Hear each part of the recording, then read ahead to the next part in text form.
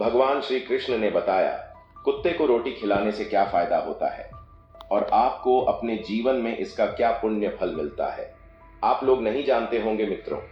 एक बार की बात है, भगवान श्री कृष्ण सिंहासन पर विराजमान थे। तभी द्रौपदी उनके दरबार में पहुंच जाती है और कहती है, हे प्रभु, आपके पास इस संसार की हर समस्या का समाधान है। आप ही मनुष्यों के दुख हरता हो तथा आप ही संसार के कल्याणकारी हो। तो हे प्रभु, मैं आपसे एक प्रश्न जानना चाहती हूँ।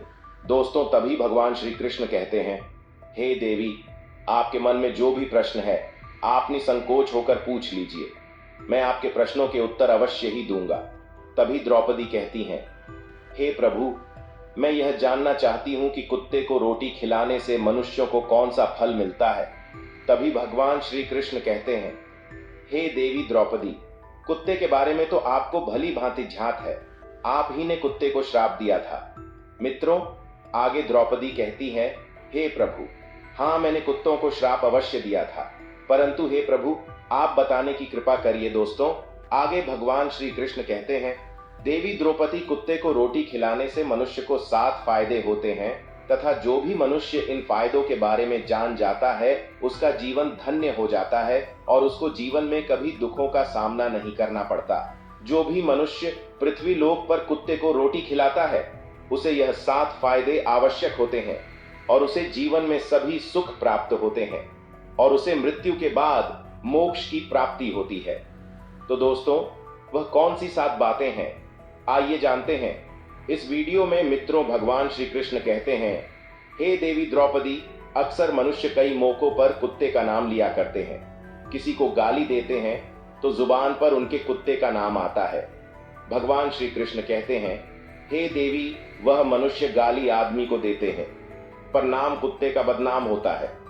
तो क्या कुत्ते का जीवन इतना गया गुजरा? नमस्कार दोस्तों, वीडियो में आगे बढ़ने से पहले अगर आपने अभी तक हमारे चैनल को सब्सक्राइब नहीं किया है तो सब्सक्राइब कर लें और वीडियो अच्छी लगे तो वीडियो को लाइक अवश्य करें और कमेंट में जय श्री कृष्णा अवश्य लिखें।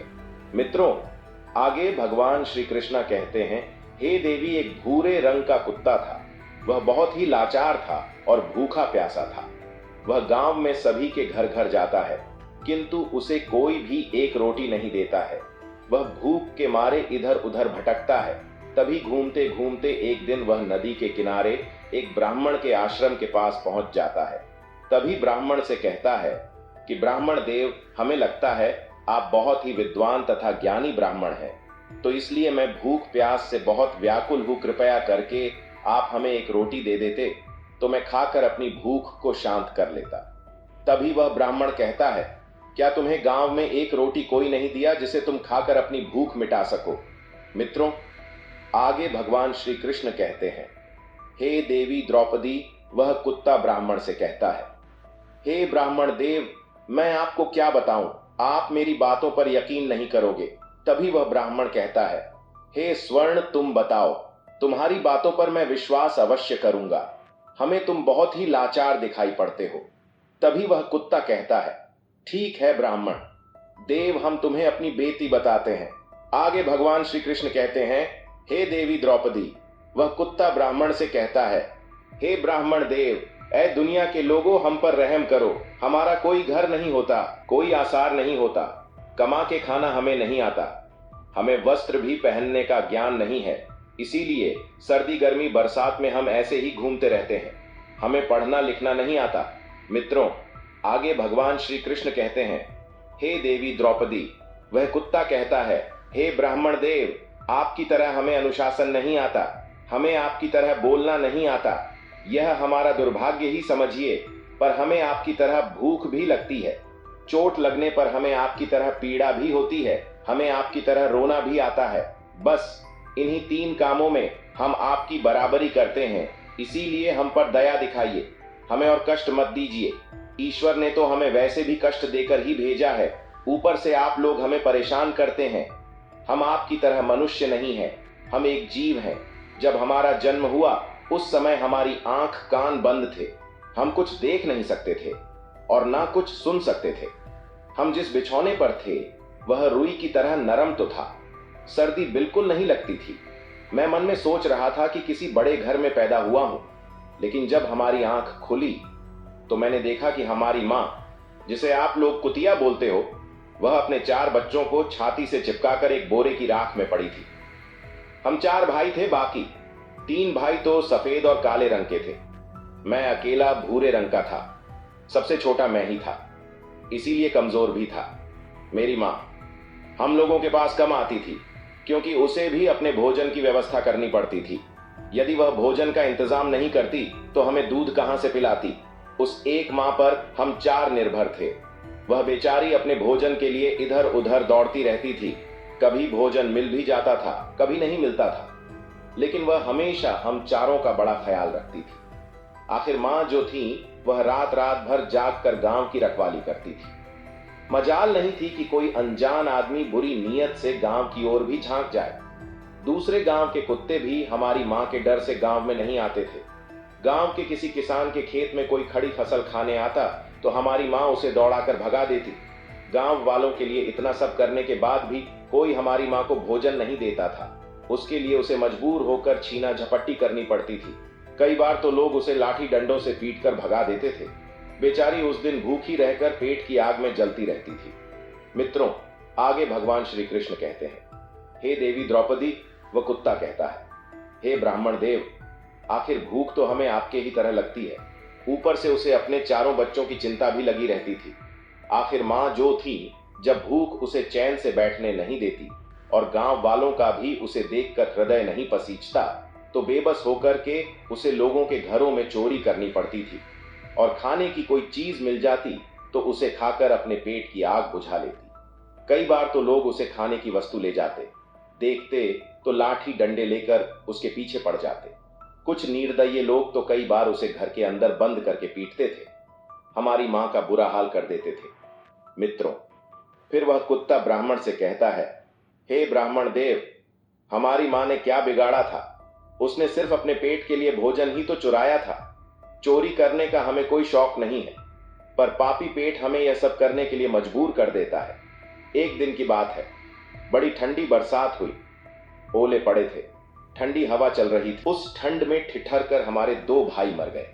उस दिन हमारा मन बहुत रोया, लेकिन मनुष्य हमारी पीड़ा क्यों समझेगा? उसके बच्चे थोड़े ही मरे थे। मित्रों, फिर वह कुत्ता कहता है, हे ब्राह्मण देव, अब हम सिर्फ 2 भाई रह गए थे। हमारी मां हम दोनों की अच्छे से देखभाल करने लगी थी। एक दिन उसी गांव में एक सेठ के घर पर दावत चल रही थी और पुड़िया बन रही थी। सेठ के घर काफी मेहमान आए हुए थे। हमारा मन कुछ खाने की तलाश में बार बार उधर जाता, लेकिन लोग उसे दुत्कार कर भगा देते। किसी को उस पर इतना तरस नहीं आया कि एक पूरी उस बेचारी को खाने को फेंक देते। एक पूरी से उनका क्या बिगड़ जाता? मेरी मां लचर लचर कर जाती और वहीं खड़ी खड़ी देखती रहती। मित्रों, सेठ के आंगन में दावत खाने का सिलसिला चालू हुआ। भोजन परोसा जाने लगा। मेरी मां भी वहीं जाकर पूंछ हिलाने लगी। खाना परोसने वाला आदमी जब किसी काम से भीतर गया तो मेरी मां दबे पांव पूरी लेने को चल पड़ी। फिर धक धक की आवाज होने लगी। चारों ओर से लोग चिल्ला चिल्ला कर ऐसे भागे, मेरी मां वह चीख पुकार सुनकर घबरा गई। 2-3 आदमी डंडे लेकर उसके पीछे बड़ी बेरहमी से दौड़े। मेरी मां वहां से घबरा कर भागी, मगर उसे वहां से निकलने का कोई रास्ता नहीं मिला, क्योंकि सामने से लोग डंडे लेकर आ रहे थे। तभी मेरी मां वहां पर जो लोग भोजन कर रहे थे उनको लांघ कर निकल गई।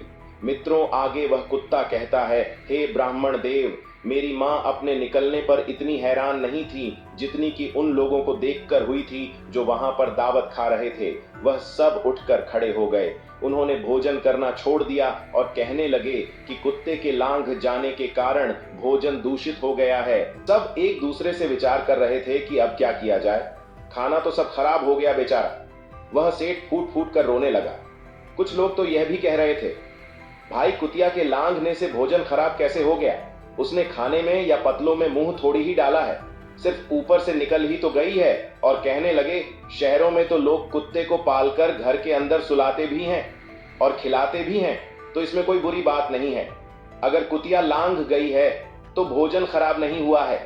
लेकिन उनमें कुछ लोग बड़े घरों से ताल्लुक रखते थे, उन्होंने एक भी नहीं चलने दी। कह रहे थे कि भोजन तो दूषित हो गया, यह हमारे खाने के लायक नहीं है। आखिरकार उन्हीं की बात मानी गई। अब तो वह सारा भोजन गरीबों में बांट दिया गया। उस दिन तो मेरी मां को खूब पेट भर के खाना मिला था। ऐसा सुख उसने जीवन में कभी नहीं पाया था, लेकिन वह सुख उसके लिए बड़ी मुसीबत बन गया। वह भोजन करके वहां आराम से लेटी थी, लेकिन इतने में वह सेठ डंडा लेकर वहां आ पहुंचा और उस कुतिया को बुरी तरह से पीटने लगा। कुतिया को बाहर भागने का भी कोई अवसर नहीं मिल पाया। डंडों की चोट से वह बुरी तरह चिल्लाने लगी।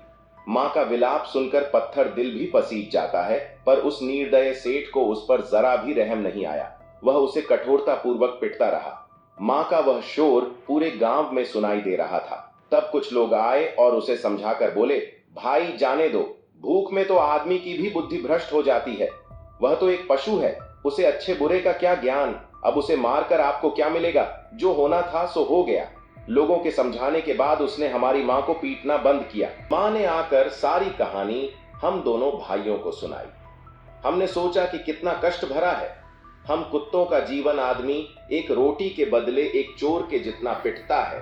धिक्कार है ऐसे लोगों पर जो हम लोगों की पीड़ा को नहीं समझते।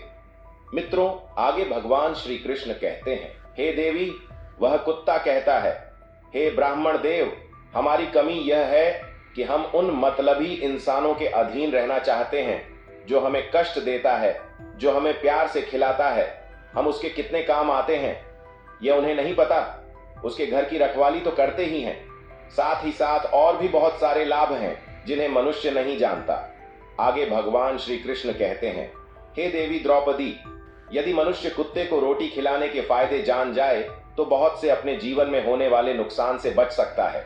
आज मैं आपको बताऊंगा, कुत्ते को रोटी खिलाने के 7 फायदे मनुष्य को पता नहीं है कि जब भी घर में रोटी बनाई जाती है तो सबसे पहली रोटी गौ माता की होती है और पिछली रोटी कुत्ते की होती है। भगवान श्री कृष्ण कहते हैं, हे देवी, ऐसा ही हमने विधान बनाया था, लेकिन भगवान के बनाए उस विधान को भूलकर मनुष्य अगली और पिछली रोटी स्वयं ही खा जाता है। इसका प्रभाव उसके जीवन पर बहुत बड़ा पड़ता है।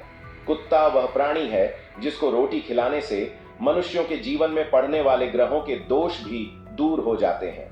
मित्रों, फिर भगवान श्री कृष्ण कहते हैं, हे देवी, पहला फायदा यह है, कुत्ते को रोटी खिलाने से शनि का नकारात्मक प्रभाव कम हो जाता है।